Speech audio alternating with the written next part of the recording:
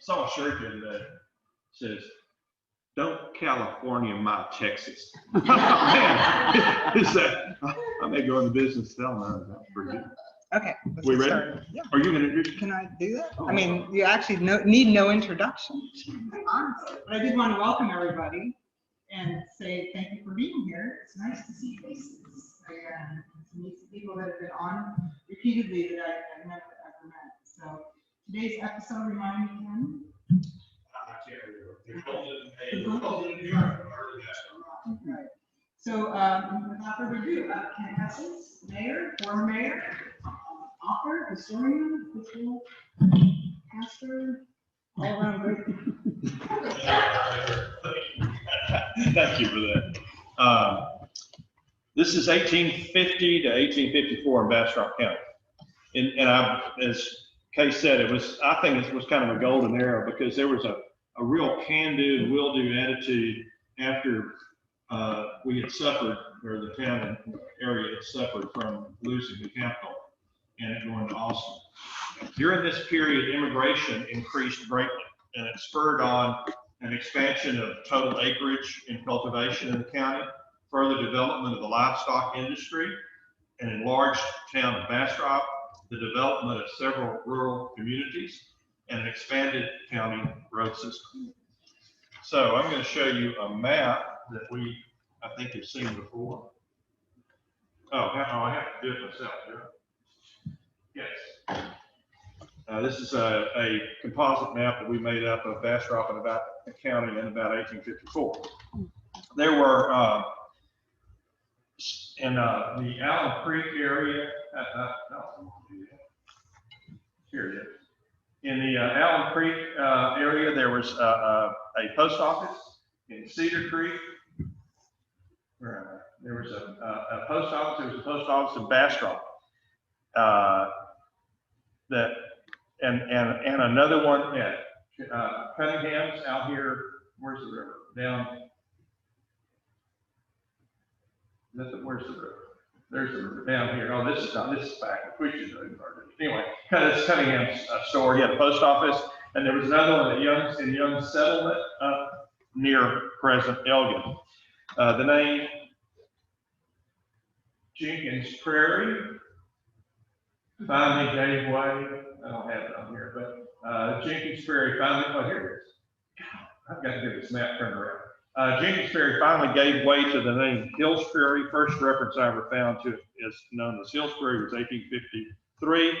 There was also a little settlement north of Bastrop that was called the Piney Creek Settlement up in this area, and also one in Hempel's Prairie here. There was a lesser settlement, but again, at this period of time, only 5 post offices.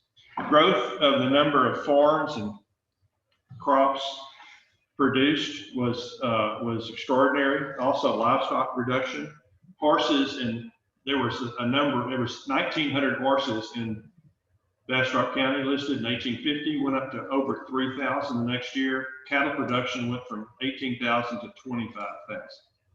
A sad marker of the growth of this period is that between 1850 and 1855, the number of slaves held in the county almost doubled from 919 to 1748. The lumber industry continued as the area east of Bastrop proliferated with those pine trees that we love so much. And there were as many as within 10 miles of Bastrop, there were as many as 8 circular sawmills that manufactured 2 million board feet of lumber per year. And if you think about those rudimentary sawmills, that's a lot of lumber being sawed and being sold to the building of the western part of Texas. One report said that there were hundreds of horses, mules, and oxen constantly employed in transporting the lumber to West Texas. Another Bastrop resident counted in one day some 20-odd wagons passing through town. And typically of most sawmills, there were 8 or 10 wagons waiting to be loaded all the time.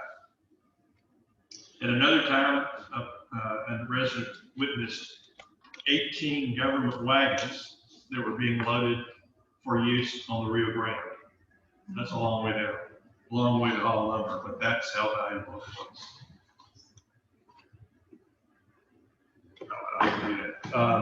The construction industry remains strong, making good use of the pine forest. This is a young carpenter reported in 1850 that the lumber was sawed and kiln dried on the building site, then hand dressed and tone grooved by hand. With these really old houses were built with brand handmade lumber. Local brick making supplied material for chimneys and wells, and at least in Bastrop, one store building. The county had a good source of stone that was used mostly for foundations and buildings. Small pottery business began between Bastrop and Page in this time. I mentioned in previous class that transportation was always a problem, and there was an attempt to get keel boats and even a small amount of steamboat traffic hauling material up and down the river. The real dream was to get a railroad.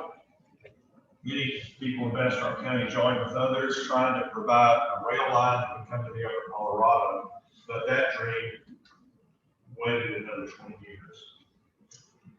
County government,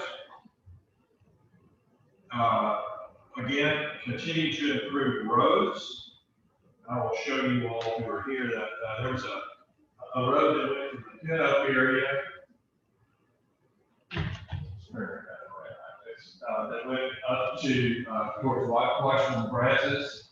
Another road that went from Cedar Creek to Lockhart, and in addition, a road that came from Caldwell and kind of skirted across the top of the county and met this road so that it can eventually connect with Austin. The county government also had other responsibilities and took care of other needs. Not everyone succeeded as well as others in the forest travel life, trying to create productive farms and thriving businesses. So the commissioners were often forced to provide aid for, as they described it, paupers, lunatics, and idiots who had no means of support. In most cases, what they did was they would pay a caregiver to provide rudimentary housing, maybe medical care for these unfortunate souls, but paid them as little as they could possibly do. County schools were another level of attention because the Texas legislature passed a law providing some income to be given to private schools as on a voucher system. So the county set up 23 school districts throughout the area and provided for trustees for those districts. And the state allotted money. Let me tell you how excited we were and how important schooling was. We counted 876 school children in Bastrop County in 1854, for which they provided a total of $544.36, about 62 cents each for each child. So I would say probably there was very little schooling and very few publicly supported schools. Another exciting element for the county was finally the production of a combined courthouse and jail. They went together with the city of Bastrop and produced an artist's conception from the plans that went a long way to be bringing Bastrop and Bastrop County into this better time, and I'm probably going to go there. It was it was built on the site of the current courthouse. This is not the current courthouse. It was a two-story brick building, 50 feet square, constructed on a stone foundation. Had a 10-foot wide entrance running throughout the building, had a dungeon on the first floor. There was a dungeon for prisoners, space and probably living quarters for the jailer, offices for the county clerk and district clerk. The district clerk and county clerk probably had vaults. The fact that when this building burned down, the record survived means that somebody went to the trouble to build a fireproof vault. They had windows with kind of shutters. The second floor was built of solid wood, and it was mostly used for a courtroom, and I would imagine they had facilities for judges, attorneys, and jurors. There were 2 staircases, and all the wood was painted with 2 coats of white leaded paint. The city of Bastrop had other activities and responsibilities that it took care of. The growth in population for the town of Bastrop reached in 1852 an estimated number of 1,500 people. That's perhaps an exaggeration, but let's say that they had at least 1,000. At that level, it was larger than Austin and compared favorably with other Texas cities. This town's been built for 20 years, and now it suddenly is in a position where there were only 6 cities in Texas larger than Bastrop. Bastrop had 1,000, maybe 1,500. Galveston 4,000, San Antonio 3,500, Houston 2,500, Palestine 2,000, New Braunfels 1,700, and Victoria 1,440. So this sets the context of how valuable this town was in the western part of Texas, and how important it was in so many different ways. This brought in new businesses, professionals, and craftsmen. In the town of Bastrop, mostly the religious activity took place. The Methodists continued to hold providence. They built in 1851 a nice church building, constructed of wood, described by Molly McDowell as having a prominent pulpit where the preacher could pound on it when he needed to. Scrolls around the building with biblical passages, and she said that the sermons usually lasted about an hour. And there was a pitcher of water close by that frequent use. There were pews, double pews, 2 sets of pews, with a lady for 2 entrances. Then there were pews on the side. The men sat on the side, and the women and children sat in the middle. Hymns were lined out where the preacher or the song leader would read a verse and people could sing. Conference records indicate that in 1854, there were 112 white and 35 colored members at the Bastrop Church. And significantly, in the county of the Bastrop Circuit, which includes the Cedar Creek and others, 130 whites and 30 African American members, which shows that at least one aspect of our culture was treating the slaves as human beings. The Cumberland Presbyterians and Baptists shared the building. German Methodists continued to grow enough to construct their own building. Primitive Baptists continued to worship in the Providence Church in Allen Creek. Roman Catholic Germans concentrated in the Walnut, Sandy Creek area in southern Bastrop County, with visiting priests beginning at least in 1852. There were 3 quasi-religious organizations, Sons of Temperance, that sought to members would pledge abstinence from alcohol, to seek outlawing the sale of liquor, and trying to motivate others to take a similar pledge. There was a Masonic Lodge in Bastrop and a chapter of the Independent Order of Oddfellows. The Bastrop City Council upgraded the quality of the town by prohibiting certain actions. And I think the necessity to do this kind of gives you an idea of what was going on that they wanted to stop. They made it illegal for wagoners and other persons to camp in the populous or business part of town. illegal to obstruct the sidewalks or any street by hitching horses, mules, or other stock, gallop horses or mules on city streets, do business on Sundays, shoot a firearm in town, allow hogs to run loose, fail to keep in safe condition any fireplace, stove, or stovepipe.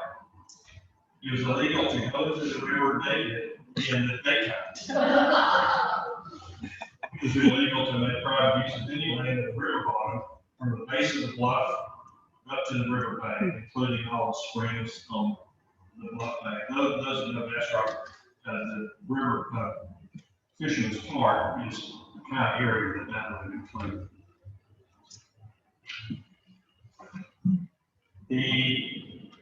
Another great improvement in the town was the coming of a newspaper. In 1851, the Colorado Reveille, a 4-page, 5-column newspaper began, but it soon the publisher left town, and shortly after that, the Bastrop Advertiser was founded in March 1853. They did all the job work on a single press that they had bought from the Reveille. These were the Kane brothers. They had a local blacksmith and a piece of metal, so they could have 5 columns on newspaper. That's how simplistic all this was. But those two brothers, W.J. and T.C. Kane, along with T.C.'s son, ran the Bastrop Advertiser until well into the 20th century. The importance of the Bastrop Advertiser for historians cannot be measured. There's too bad that hasn't continued in the present, but for up until the last 10 years or so, except for the courthouse records, the most valuable records for Bastrop County are the newspapers and primarily the Bastrop Advertiser. So another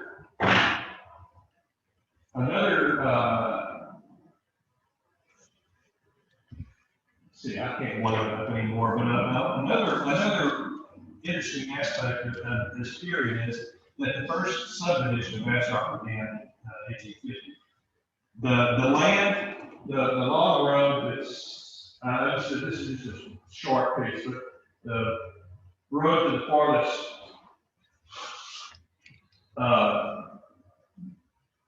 right-hand column, the right-hand part is Farm Street.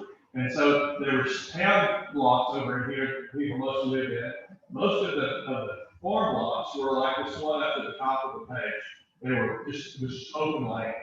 And they were 12-acre, this is more than one farm lot. But in 1850, a man named J.D. Hogan came in and purchased 2 farm lots, 24 acres, and subdivided it. And he created Church Street, and he created what he called the Cross Street, which is now Butler. He sold those in mostly 3-acre lots, which were similar to the town lots. But somebody commented to me that fussing about the fact that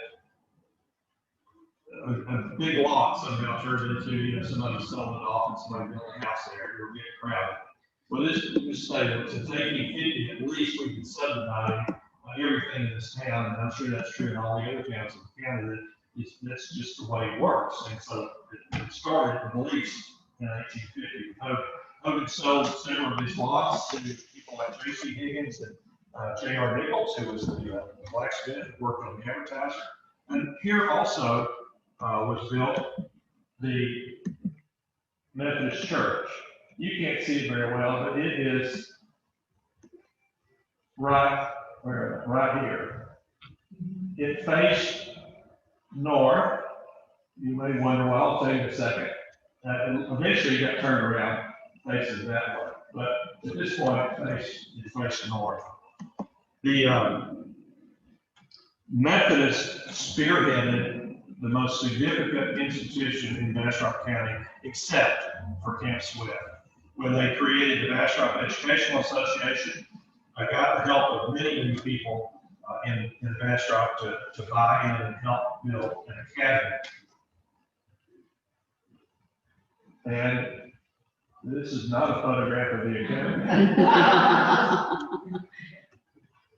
but I hit the wrong button somewhere. But y'all, I'm sure y'all all seen the picture, so carry on the one we did. It is, it's a very significant institution in the life of this county. It was opened in early 1851 with an experienced principal that they brought in from out of state and a good faculty, ready to educate children of wealthier families in Bastrop and elsewhere who could afford the cost of the tuition. Several individuals boarded out-of-town students and reported 30 families moved to Bastrop to take advantage of this new educational opportunity. If I can go back, which I can't, when I pointed out the church a minute ago, it was facing the academy, and the academy took up most of that next block. So there was a great connection between the Methodist Church and the school. They had a chapel in the church.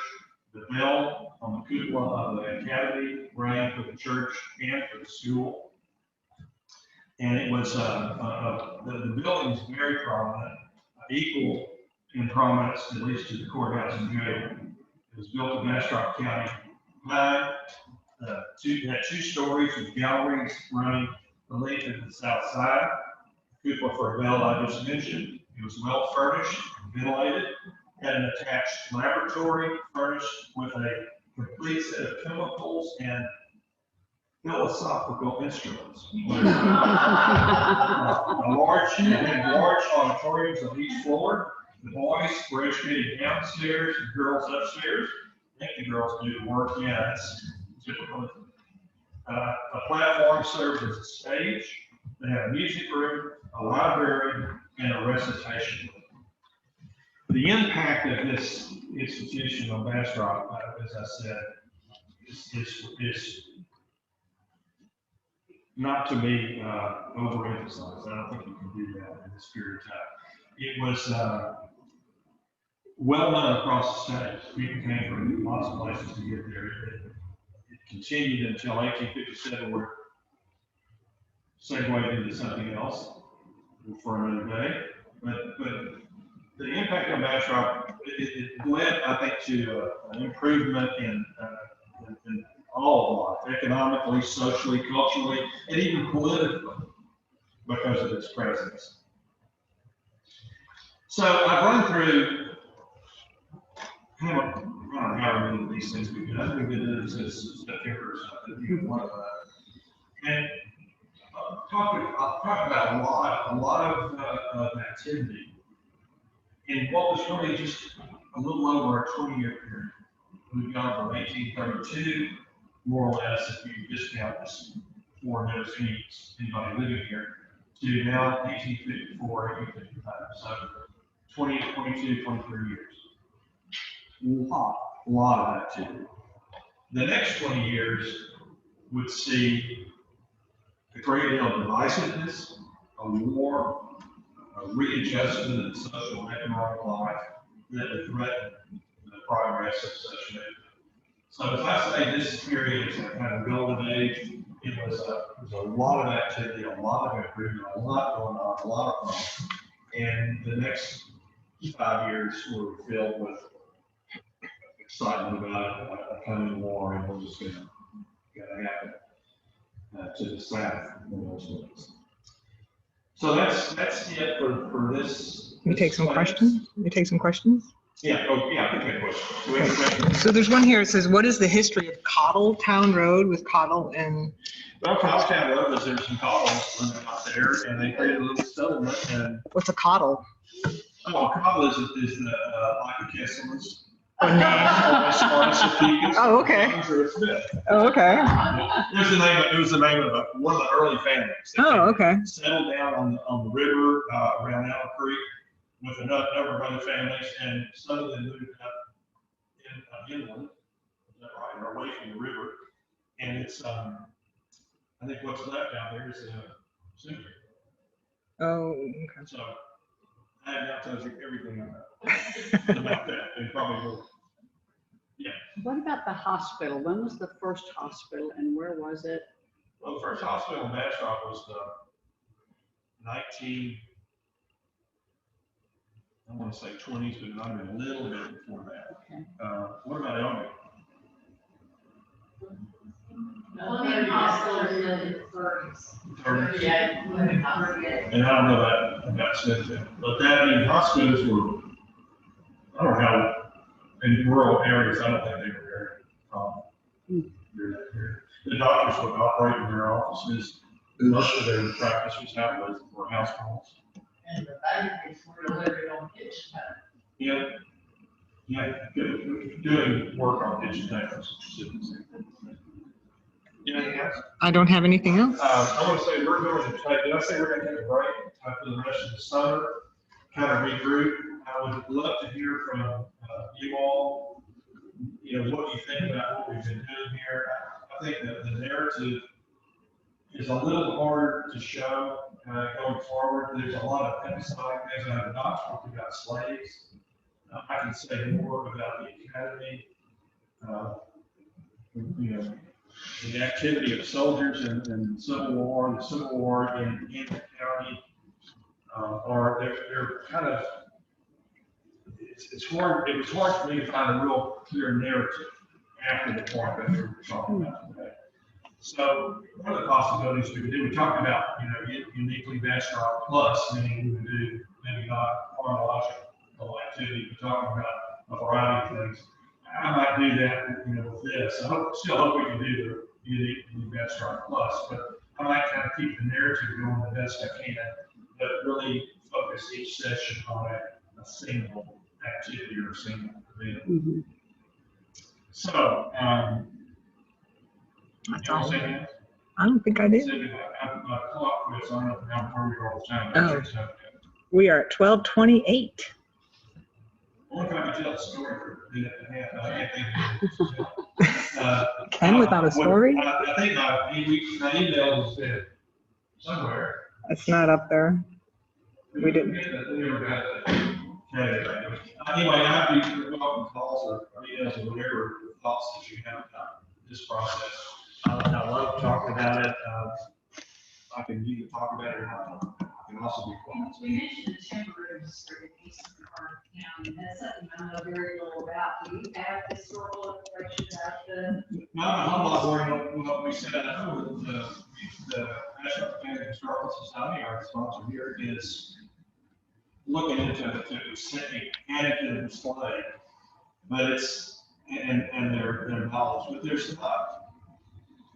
I don't know how much more we can find. I mean, we could focus on that a little more, but it's they were cutting trees down and they were sawing them up and selling them, all of them, and I'm not sure what else to say about it.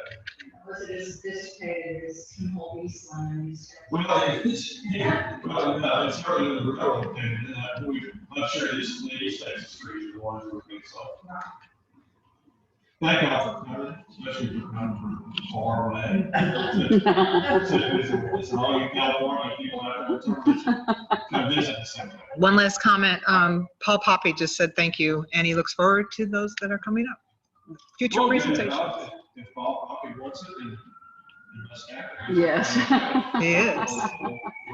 We'll take it from there. Thank you, Paul. And thank you for representing the county. You're the only person, you're the county official trying to represent everybody in the county, and you tie us all together. So you're in all that history as we go. I hope somebody 20 years from now is telling the story of all the activity that you and your commission have. All right, I think we're going to hang up now. And thank you again, and enjoy your time. We'll be back in, I guess, September. We'll keep you posted about how it goes. Thank you.